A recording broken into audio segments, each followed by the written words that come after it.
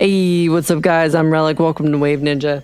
Today, I'm going to be doing a video that's focused on the basics of music theory because a lot of you guys have been asking me in my tutorials about how I go about implementing music theory in my songs. So I figured this would be a good opportunity, and honestly, there's not very many tutorials out there that are very good, that are production focused about music theory. So hopefully I can make something that's easy for you guys to understand, and yeah. So obviously, if you're going to understand the basics of music theory, you're going to have to understand the formatting of a piano. So it has 12 notes. It starts from C and it goes all the way up to C again. And after that, it just goes up higher and lower registers. Notes that are next to each other are called semitones, and then notes that are the same note but higher are called octaves. And a scale is basically just a series of notes that sound good together.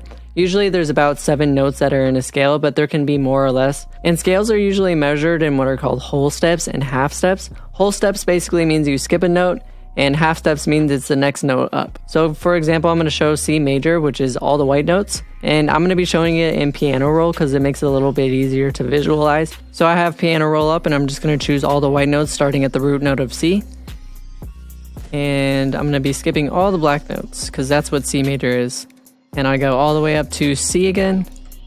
And this is the order that the scale is in. So it's going to vary depending on what scale you're going to be using. But the major scale is whole, whole, half, whole, whole, whole, half. And honestly, I don't use the major scale very much in trap music. The most common ones are natural minor and Phrygian. So natural minor is actually all the white notes starting from A. As you can see, if you choose all the white notes from A on upward, it's whole, half, whole, whole, half, whole, whole, which I actually have memorized. So all I do is when I'm making a beat, I already have it memorized, so I just go based off of those notes. And yeah, but you can also use ghost notes, which I'm going to get into in just a sec. But yeah, the Phrygian one is also pretty much the same as the natural harmonic, but this one is moved down 1. And this one, it gives you a little bit of a more oriental vibe, or like an Egyptian vibe, or like an Arabic, I don't know, it just depends on like the style, but it gives it a lot darker of a sound. And also, before I get into the ghost notes, if you don't want to memorize it, I do have a list of some other scales that I would recommend that you mess around with. Alright, so basically what ghost notes is that you have the scale in the background while you're making the MIDI. That way you know that you're in scale no matter what. So right now I have a new MIDI track open, and it doesn't have anything on it. I'm just going to be putting the notes of the scale in there. And I'm going to be working in Phrygian, so I'm just going to go to, what is it, A? Choose all the white notes, all the way up.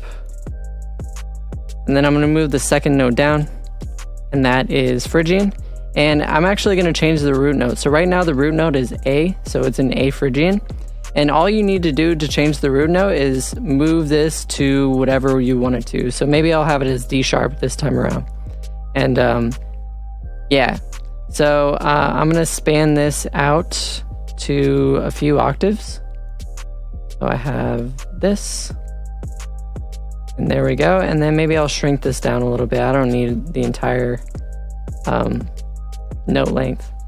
But yeah, so there's that, and then you need to be in Ableton 10 to do this. If you're not in Ableton 10 and you still have Ableton 9, what you can do is you can select them all and hit 0, and it'll deactivate them, and you can still see them. But in this case, we still have the, the multi-MIDI editing. So all you have to do is choose 2 clips at the same time. And as you can see, they're kind of invisible right now. And all you need to do is choose D sharp as your root note, and then just come up with a melody of some sorts.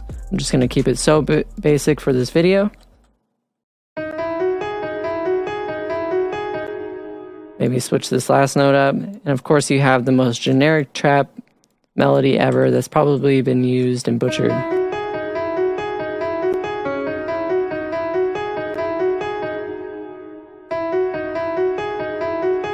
Sweet, so there we have that. And then next I'm going to be getting into chords. And chords is basically just 3 or more notes that are played simultaneously at the same time, and they're all harmonically complementing each other. So in this case, I'm going to choose D again, or D sharp I should say. And a chord usually consists of 1, 3, and 5 in the scale. So D sharp is the 1, and then I skip the second note in the scale and I choose the third one, and I skip another one and choose the fifth one. And there you can hear a chord. And obviously you can add on top of that, like if you want more jazzy sounds, you can choose the 7th, the 9th, 11th, so on and so forth. But I'm just going to keep it really basic for this one. And then if you want to add more chords, you can obviously just do the same thing pretty much, is you just skip a note, and then you skip another note. So maybe I'll have it as something like this, actually.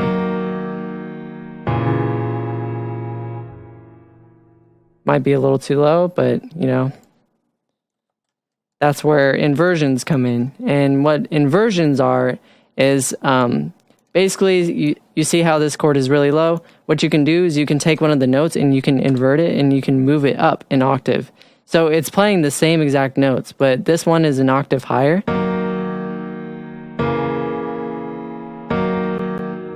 And it gives a different feel to it, but it is the exact same chord. It's just playing a different version of it, basically.